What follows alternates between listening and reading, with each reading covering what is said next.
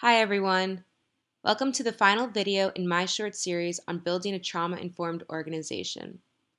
During this video, we will discuss some strategies that can be implemented to improve an organization's trauma-informed care and awareness. In the first video, I talked about what it means to be trauma-informed and why it is so important that organizations are aware of the effects of trauma. In the second video, I went over the key factors to consider when creating a trauma-informed culture. Through an assessment process, an organization can highlight areas that they need to improve upon. Once an organization is aware of the areas that need improvement, they can put strategies in place to enact change. For example, to prevent child abuse Tennessee, the management team identified 4 prompts that received 1s in the rankings. Based on these 4 prompts, they established 4 goals including 1. Ensure employee environments are physically safe. 2. Increase family engagement in program planning and evaluation. 3. Educate new employees on trauma-informed care practice standards through an orientation process. 4. Regularly celebrate progress towards achieving trauma-informed care practice standards. Based on these goals, we brainstormed strategies for reaching them. These strategies include integrating procedures and incorporating technology to create a safer work environment.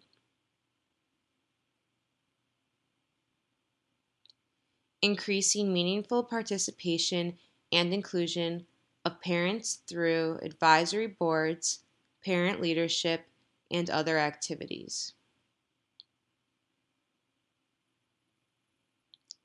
Creating a new environment for orientation that is not heavily dependent on in-person availability for content sharing.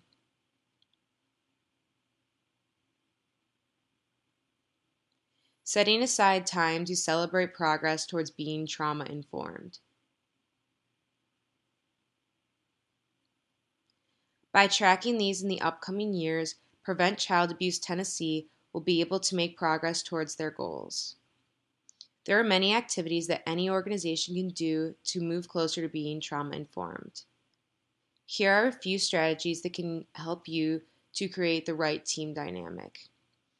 Many of these strategies emphasize the importance of trust and safety in a healthy culture. First, emphasize that your staff are in fact part of a team. This will give them the community and individualized support to do their best work. It is important to engage with your employees and offer opportunities for personal and professional growth. If an employee is struggling, make it about we and not just them. Good leaders are able to listen and ask for honest feedback from their staff. Creating a healthy team environment is critical to being trauma-informed.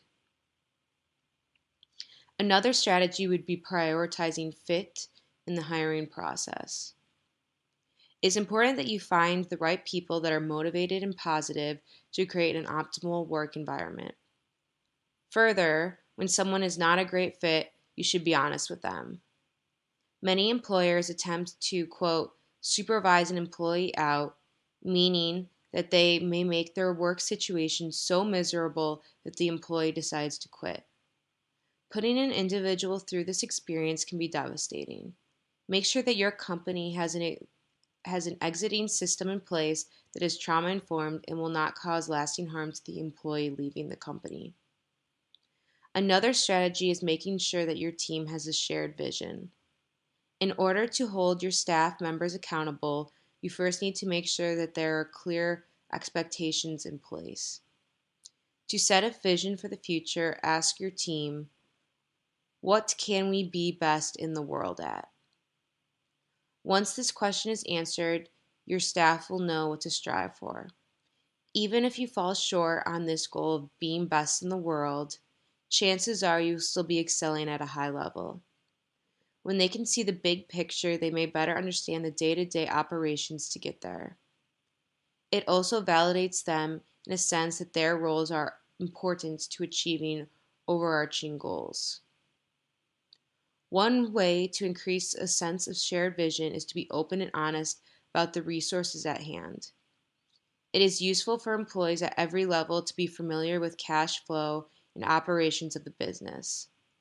This level of transparency can be especially important when it comes to cutting programs and funding. If employees can see where the money is going, they won't feel like you're hiding things from them when it comes time to cut costs. A final strategy that can be used is recognition. Simply by recognizing hard work and improvements, employees will be more motivated to go above and beyond in their daily tasks and interactions. It shows that you care about them and recognize their contributions. Once you conduct an assessment, the specific areas that your organization needs to improve upon will become more obvious, and you can tailor strategies like these accordingly. I would encourage you to bring your entire team into this brainstorming process.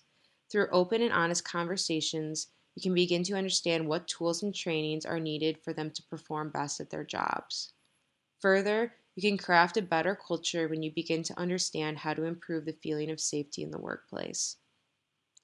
At the end of the day, building a trauma-informed organization will allow individuals to feel comfortable and confident in their work environment.